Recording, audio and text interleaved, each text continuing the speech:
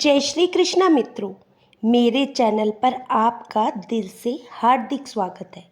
यदि आप मेरे चैनल पर पहली बार आए हैं तो चैनल को सब्सक्राइब कर लीजिए। चलिए चलते हैं आज की कहानी की ओर। बात उस समय की है जब रामधन नाम का एक किसान एक छोटे से गांव में रहता था। उसका छोटा सा परिवार था जिसमें उसकी पत्नी और उसका इकलौता बेटा चंदन था। वे खेती किसानी करके अपने घर का गुजारा चलाता था। रामधन बहुत अमीर तो नहीं था, लेकिन भगवान की दया से उसके घर में किसी चीज की कोई कमी नहीं थी। अपने जीवन में उसे कोई दुख नहीं था सिवाय एक परेशानी के, और वह परेशानी थी उसका बेटा चंदन, जो कि बहुत ही आवारा और निखट्टू किस्म का था। हालांकि अब वो नौजवान बन चुका था, लेकिन बचपन से ही वो बुरी संगति में रहने के कारण अपने माँ बाप के लिए एक मुसीबत बनता जा रहा था। जब वो छोटा था तभी से गांव वाले उसकी शिकायतें लेकर आते रहते थे। कभी वे किसी की मुर्गी चुरा लेता तो कभी किसी की बकरी खोल देता। गांव के लोगों की शिकायतों से और अपने बेटे की इन हरकतों से रामधन बहुत ही परेशान हो चुका था। वे अक्सर अपने बेटे को समझाता कि बेटा, मेरा ख्याल है कि तू एक तेज दिमाग वाला लड़का है, लेकिन अगर तू अपना दिमाग इन उल्टे सीधे कामों में ना लगाकर सही जगह पर लगाए तो एक दिन बहुत कामयाब इंसान बन सकता है। परंतु चंदन पर अपने पिता की इन बातों का कोई असर नहीं होता था। एक बात तो थी, चंदन सचमुच एक तेज दिमाग वाला लड़का था, क्योंकि आज तक उसने जितनी भी चोरी चकारी की हरकतें की थी उनमें वे कभी भी पकड़ा नहीं गया था। किसान अक्सर अपनी पत्नी से कहता, भाग्यवान, तुम अपने बेटे को समझाती क्यों नहीं, वह इन हरकतों से बाज आए, वरना एक दिन ऐसा आएगा जब हमें उसके कारण इस गांव से निकाल दिया जाएगा। उसकी पत्नी कहती, अरे ये सब गांव वाले मेरे बेटे से जलते हैं, आखिर वह ऐसा करता ही क्या है। उसकी छोटी मोटी शरारतों को ये गांव वाले बड़ा चढ़। एक दिन जब चंदन अपने पड़ोस के गांव में घूम रहा था, तभी उसकी नज़र एक घर पर पड़ी। उस घर के बाहर खड़ा हो गया। उसने देखा कि घर के अंदर एक बूढ़ा आदमी हाथ में छड़ी लिए हुए चीज़ों को इधर उधर टटोलता हुआ चल रहा था, जिससे ये बात साफ हो गई कि वह बूढ़ा एक अंधा है। चंदन ने अपने जूते उतारे और चुपचाप उस घर के अंदर दाखिल हो गया। अंदर जाकर वे घर का मुआयना करने लगा। उसने देखा कि घर के अंदर काफी कीमती सामान पड़ा हुआ था। वे सोचने लगा कि अगर मैं इस सामान को किसी तरह से उड़ा लूं तो इतनी रकम इकट्ठी कर लूंगा कि 2-3 साल तक मुझे कहीं चोरी नहीं करनी पड़ेगी। वे जिस तरह से दबे पांव आया था उसी तरह से दबे पांव वापस। अब क्योंकि दोपहर का समय था, इसीलिए किसी ने भी उसे आते जाते नहीं देखा। वह वापस अपने गांव की तरफ चल दिया। चलते चलते सोच रहा था कि वे इतना सारा माल अकेले उस घर से नहीं निकाल सकता। उसे इस काम के लिए किसी और की भी सहायता लेनी पड़ेगी, ताकि ज़्यादा से ज़्यादा माल चुराया जा सके। सोचते सोचते उसका ध्यान उसके दोस्तों की तरफ गया, जो उसी की तरह आवारा थे। चंदन उसी समय अपने कुछ आवारा दोस्तों के पास गया और उनसे कहने लगा, भाइयों, आखिर कब तक हम यूं ही छोटी मोटी चोरियां करके अपना समय खराब करते रहेंगे? क्यों ना कोई ऐसी चोरी की जाए जिसमें बड़ा माल हाथ लगे और कई दिनों तक हम ऐशो आराम से रह सके। उसके दोस्त कहने लगे, अरे चंदन, तेरा दिमाग तो खराब नहीं हो गया? पहले ही गांव वालों की नज़रों में हमारी कोई इज्जत नहीं है। अगर अब तेरी बातों में आकर हमने कोई ऐसी वैसी हरकत कर दी तो पकड़े जाने पर गांव वाले सीधा कोतवाल के कारागार में डलवा देंगे। चंदन बोला, अरे मूर्खो, तुम पहले मेरी योजना तो सुन लो। हम ये चोरी अपने गांव में नहीं बल्कि आस पड़ोस के गांवों में करेंगे, और किसी ऐसे घर में करेंगे जहां पर हमारे पकड़े जाने की कोई गुंजाइश नहीं होगी। और मैंने तो एक ऐसा घर ढूंढ भी लिया है। बस तुम लोग अगर मेरा साथ दो तो हम माला माल हो जाएंगे। लेकिन फिर भी चंदन के दोस्तों ने कहा, चंदू, तेरी बातों में आकर हम ऐसी वैसी कोई भी हरकत नहीं करने वाले। चंदन ने कहा, देखो भाइयों, तुम्हें डरने की ज़रूरत नहीं है, क्योंकि चोरी का सारा काम तो मैं करूँगा। तुम्हें तो सिर्फ चोरी का सामान उठाने में मेरी सहायता करनी है। पहले मेरी पूरी योजना सुन लो। मैंने पड़ोस के गांव में एक ऐसा घर देखा है जिसमें एक बुढ़ा आदमी रहता है और वे बिल्कुल अकेला है। सबसे बड़ी बात तो ये है कि वे आंखों से अंधा भी है। अगर वे हमारे चोरी करने के दौरान उठ भी गया तो हमें देख नहीं पाएगा। एक ऐसा घर जिसमें अकेला अंधा बुढ़ा आदमी रहता है। ये सुनकर उसके दोस्त इस काम के लिए नहीं मान रहे थे, तो चंदू कहने लगा, अरे तुम लोग किसी सामान को हाथ मत लगाना। सारा सामान मैं इकट्ठा करूँगा, एक बोरे में भर दूंगा। बस तुम लोग उस सारे सामान को बाहर लाने में मेरी सहायता करना। मैं तुम्हें इसके बदले इतना इनाम दूंगा कि तुम सोच भी नहीं सकते। वहाँ पर चोरी करने से ज़्यादा आसान कोई और काम नहीं है, और फिर सारा काम तो मैं ही करूँगा। तुम्हें तो सिर्फ सामान उठाने में मेरी सहायता करनी है, क्योंकि हमें रात के समय चोरी करनी है, तो तुम शाम को मेला देखने के बहाने अपने अपने घरों से निकल आना। इस तरह से चंदन ने बहला फुसलाकर अपने दोस्तों को अपने साथ शामिल कर लिया, और फिर शाम के समय चंदन के दोस्त मेला देखने के बहाने से अपने अपने घरों से निकले, और फिर वे दोनों गांव के बाहर एक बरगद के पेड़ के नीचे पहुंचे, जहां पर चंदन पहले से ही उनका इंतजार कर रहा था। वे तीनों मिलकर उस बूढ़े आदमी के घर की तरफ चल दिए, जो कि साथ वाले गांव में ही था। जब वे तीनों उस घर के बाहर पहुंचे तो उन्होंने एक बड़ी सी दीवार को फांदकर घर में प्रवेश कर लिया। वो बूढ़ा आदमी कमरे से थोड़ी दूर एक चारपाई पर लेटा हुआ था। उनकी आवाज़ वे तभी सुन चुका था जब उन तीनों ने घर के अंदर छलांग लगाई थी। लेकिन बूढ़े ने ऐसा नाटक किया जैसे वे बिल्कुल बेखबर सो रहा है। बूढ़े आदमी को सोता हुआ देखकर वो तीनों कमरे में दाखिल हुए और चोरी करने में व्यस्त हो गए।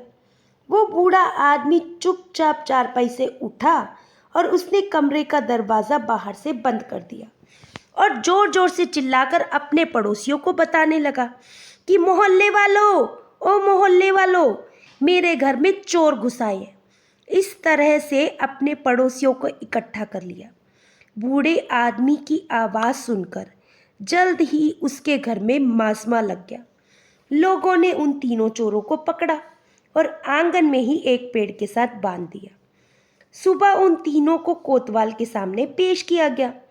चंदन के बाकी दोस्त चंदन से कहने लगे कि हम तुम्हारी वजह से इस मुसीबत में फंसे हैं। न हम तुम्हारा साथ देते और न हम यहाँ पर पहुँचते। वे दोनों दोस्त कहने लगे, हम गांव वालों के सामने साफ साफ मुकर जाएंगे कि हमारा चोरी का कोई इरादा नहीं था। असली अपराधी तो तुम हो। चंदन उन दोनों से कहने लगा, नहीं नहीं, तुम मेरी बात सुनो। हम सब ने कोतवाल के सामने ये बिल्कुल भी नहीं मानना कि असली चोर कौन है। इस तरह से जब कोतवाल ये फैसला नहीं कर पाएगा कि असली अपराधी कौन है, तो फिर हम सज़ा पाने से बच जाएंगे। अगले दिन उन तीनों चोरों को कोतवाल के सामने पेश किया गया और फिर वे बूढ़ा आदमी कोतवाल से कहने लगा, कोतवाल साहब, मैं अंधा हूँ और मेरा एक बेटा है जो व्यापार के लिए दूसरे शहर में गया हुआ है। मैं घर पर अकेले था और मुझे अकेला पाकर ये तीनों मेरे घर में घुसे, लेकिन शायद भगवान को कुछ और ही मंजूर था, इसीलिए मैंने इन तीनों चोरों को रंगे हाथों पकड़ लिया और कमरे में बंद कर दिया। अब मेरी आपसे गुजारिश है कि आप इन तीनों को ऐसी सज़ा दीजिए ताकि आइंदा कोई भी आदमी चोरी करने से पहले 1000 बार सोचे। और फिर कोतवाल इन तीनों चोरों से कहता है कि तुम्हें अपनी सफाई में कुछ कहना है। इस पर हर एक दोस्त ने यही कहा, मैं चोर नहीं हूँ, मैं चोर नहीं हूँ। मैं तो सिर्फ इन दोनों के कहने पर इनका साथ देने के लिए आया था। इस तरह से तीनों दोस्त एक दूसरे को अपराधी बता रहे थे। कोतवाल को यह फैसला करना मुश्किल हो गया कि असली अपराधी कौन है, जिस पर उस बुढ़े आदमी ने कहा, कोतवाल साहब, आप मेरी मानिए और इन तीनों को ही कारागार में डालकर सजा दीजिए। तब कोतवाल बोला, नहीं नहीं, मैं ऐसा नहीं कर सकता। इन तीनों में से कोई भी ये बात नहीं मान रहा कि असली अपराधी कौन है। हर कोई एक दूसरे पर इल्ज़ाम लगा रहा है, इसीलिए मुझे तो इनके अपराधों के हिसाब से इन्हें सज़ा देनी होगी, क्योंकि जो असली चोर है, जिसने ये सब योजना बनाई है, वही दंड, उसको ही दंड अलग से मिलेगा, जबकि उसका साथ देने वाले चोरों के लिए सज़ा कुछ और होगी। इसके बाद कोतवाल ने उन तीनों दोस्तों को धमकाते हुए कहा कि तुम में से जो भी असली चोर है वह अपना अपराध स्वीकार कर ले, वरना अच्छा नहीं होगा।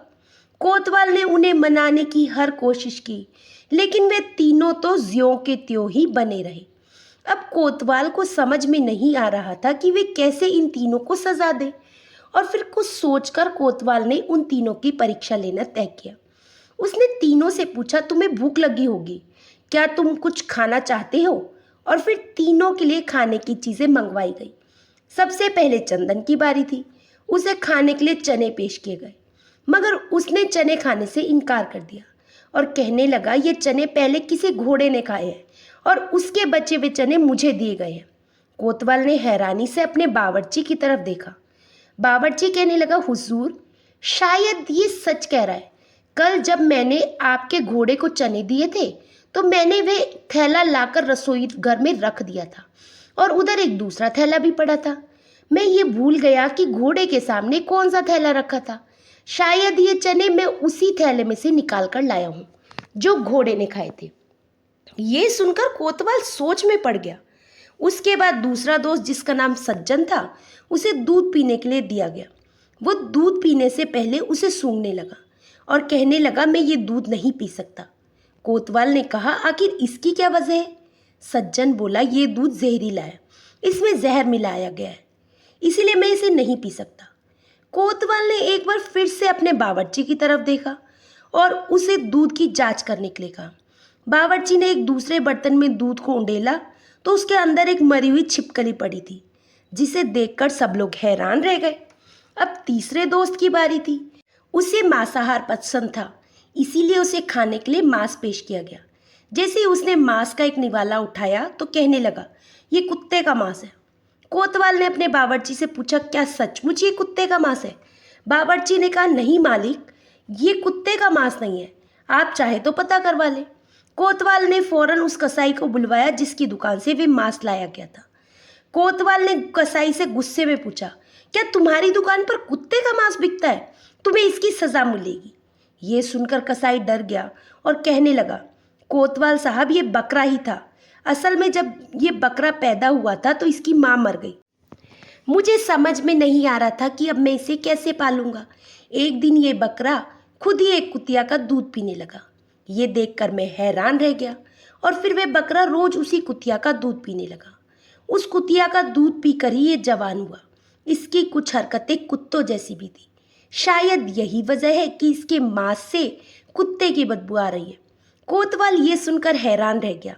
अब तो कोतवाल सोच में पड़ गया कि ये तीनों तो बहुत ही अक्लमंद हैं। इनमें से असली चोर को पकड़ना बड़ा ही मुश्किल काम है। कोतवाल ने उस रात उन तीनों को कारागार में डलवा दिया और अपने घर पहुंचा। वह सोच में पड़ गया कि आखिरकार किस तरह से उनमें से असली चोर को पकड़ा जाए।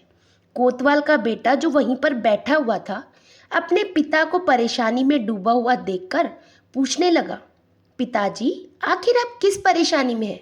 अपने बेटे के पूछने पर कोतवाल ने अपने बेटे को उन तीनों चोर दोस्तों की सारी बातें सुना दी। अपने पिता की बातें सुनकर कोतवाल का बेटा कहने लगा, पिताजी, आप एक मौका मुझे दीजिए, हो सकता है मैं आपको असली चोर का पता लगाने में सहायता कर सकूं। कोतवाल कहने लगा, बेटा, तुम भला असली चोर को कैसे पकड़ पाओगे? मैं इतने सालों से ये काम कर रहा हूँ। जब मुझे असली चोर का नहीं पता लगा तो तुम भला ये काम कैसे कर लोगे? बेटा कहने लगा, पिताजी, जीवन में कई बार ऐसा होता है कि बड़ी बड़ी समस्याओं का हल हमें वहाँ से मिल जाता है जहाँ से हमें कोई उम्मीद ना हो। कोतवाल को अपने बेटे की बात सही लगी और उसने कहा, ठीक है बेटा, तो कल तुम मेरे साथ कचहरी चलना, मैं तुम्हें भी आजमा कर देख लेता हूँ। अगले दिन कचहरी में कोतवाल के बेटे के सामने उन तीनों दोस्तों को पेश किया गया। कोतवाल का बेटा कहने लगा, देखो भाई, तुम तीनों को डरने की कोई आवश्यकता नहीं है। मैं तो यहाँ पर तुम तीनों को एक कहानी सुनाने के लिए आया हूँ। उसकी ये बात सुनकर वहाँ पर मौजूद सभी लोग हैरान थे कि कोतवाल का बेटा यहाँ पर चोर पकड़ने आया है या फिर कोई किस्से कहानियाँ सुनाने के लिए। और फिर कोतवाल के बेटे ने अपनी कहानी सुनाना शुरू की। वे कहने लगा, किसी नगर में एक लड़की अपने पति के साथ रहती थी। एक दिन उसे चिट्ठी मिली जिसमें लिखा था कि उसका पिता बहुत ही ज़्यादा बीमार है और उसे इलाज के लिए पैसों की आवश्यकता है। लड़की के पास तो कोई पैसे थे नहीं, तो उसने अपने पति से कहा, मेरे बाबा बहुत बीमार है और मुझे उनके इलाज के लिए पैसों की आवश्यकता है। उसके पति के पास भी उस समय पैसे नहीं थे, लेकिन उसने अपनी भैंस बेचकर पैसे इकट्ठे किए और अपनी पत्नी को दे दिए और उसे पिता के घर की तरफ रवाना कर दिया। रास्ते में उस लड़की को एक बेईमान आदमी ने देख लिया और लड़की को अकेला पाकर उसने लड़की का रास्ता रोक लिया। लेकिन वह लड़की कहने लगी, भगवान के लिए मुझे जाने दीजिए, मैं तो तुम्हारी बहन की तरह हूँ। लड़की की हालत देखकर उस आदमी के मन में दया आ गई और उसने लड़की को जाने दिया। लड़की ने उसका धन्यवाद किया और आगे चल पड़ी। वे थोड़ी ही दूर गई थी कि उसे चोरों ने घेर लिया और लड़की से कहने लगे कि तुम्हारे पास जो कुछ भी है वे हमें दे दो। अगर तुम ऐसा नहीं करोगी तो हम तुम्हें यहीं पर बांध देंगे। लड़की कहने लगी कि मेरे पास जो भी पैसे हैं वह मैं अपने बाबा के इलाज के लिए लेकर जा रही हूँ। अगर तुमने मुझसे वे पैसे ले लिए तो मेरे बाबा मर जाएंगे। भगवान के लिए मुझे जाने दो। चोरों के सरदार के दिल में उस लड़की के लिए दया आ गई। उसने लड़की को जाने दिया। अब वे लड़की शहर पहुंची। उसने अपने बाबा का इलाज कराया और उसका पिता बिल्कुल भला चंगा हो गया। कोतवाल के बेटे ने कहा, ये कहानी यहीं पर खत्म हो जाती है। और उसने उन तीनों दोस्तों से सवाल किया कि तुम मुझे ये बताओ कि इस लड़की पर सबसे बड़ा उपकार किसने किया। सबसे पहले उसने गुल्लू से पूछा तो वो कहने लगा कि उस लड़की के पति ने, क्योंकि उसने अपनी भैंस बेचकर उसे पैसे ना दिए होते तो लड़की के बाबा का इलाज कभी ना हो पाता। अब कोतवाल का बेटा दूसरे दोस्त यानी सज्जन के पास गया और कहने लगा, तुम बताओ कि लड़की पर सबसे बड़ा उपकार किसने किया। वे बोला, लड़की पर सबसे बड़ा उपकार उस बेईमान आदमी ने किया जिसने उसे अकेला पाकर भी उसे कुछ नहीं किया और उसे जाने दिया, क्योंकि एक लड़की की इज्जत उसकी जान से भी ज़्यादा प्यारी होती है। इसके बाद कोतवाल का बेटा तीसरे दोस्त चंदन के पास गया और कहने लगा, तुम बताओ कि उस लड़की पर सबसे बड़ा एहसान किसने किया। चंदन बोला कि उस लड़की पर सबसे बड़ा एहसान उस चोर ने किया, क्योंकि अगर वे लड़की से सारा माल छीन लेते तो वे अपने बाबा का इलाज कभी ना करवा पाती। इसीलिए सबसे बड़ा एहसान तो चोरों ने उस पर किया था। इस पर कोतवाल के बेटे ने अपने पिता से कहा, यही आदमी असली अपराधी है। कोतवाल हैरान रह गया और अपने बेटे से पूछने लगा कि तुम्हें कैसे पता चला कि यह अपराधी है। इस पर उसके बेटे ने जवाब दिया, इंसान के अंदर जिस तरह की आदतें होती हैं उसको उसी तरह के लोग पसंद आते हैं। अब क्योंकि यह असली चोर है इसलिए इसने भी एक चोर की अच्छाई को ही पसंद किया और उसकी तारीफ की। इसके बाद कोतवाल ने अपने सिपाहियों को आदेश दिया कि चंदन को ले जाकर इससे पूछताछ की जाए। चंदन तो पहले से ही चोर साबित हो चुका था। थोड़ी सी सख्ती करने पर उसने अपना अपराध स्वीकार कर लिया। सारी पूछताछ करने के बाद ये साबित हो गया कि चंदन ही असली चोर है और उसके बाकी दोनों दोस्त चोरी का माल ले जाने में उसके सहायक थे। और फिर कोतवाल ने चंदन को 10 साल के लिए कारागार में डाल दिया और उसके बाकी दोनों साथियों को तड़ी पार कर दिया गया और उन्हें नगर से बाहर निकाल दिया गया। ये खबर चंदन के गांव पहुंची तो तीनों दोस्तों के माँ बाप कचहरी में आकर अपने अपने बच्चों के लिए दया की भीख मांगने लगे। लेकिन तब तक बहुत देर हो चुकी थी। उनकी सभी कोशिशें नाकाम रही। तो दोस्तों, ये कहानी हमें सिखाती है, बुराई करने के साथ साथ बुराई का साथ देने वाले भी अपराधी होते हैं।